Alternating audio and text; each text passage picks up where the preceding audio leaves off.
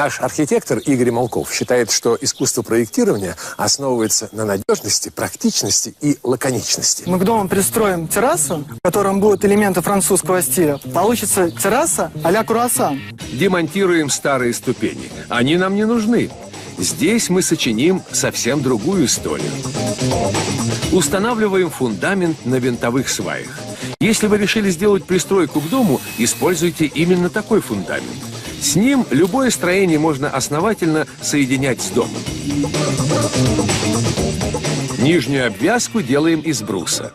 Укладываем лаги для пола. Обычно между ними выдерживается расстояние в 1 шаг.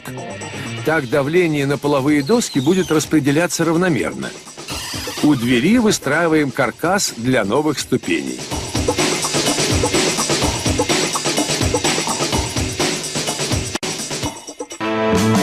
Герои купили новый дом со всеми удобствами. И парадный вход есть, и дверь в сад.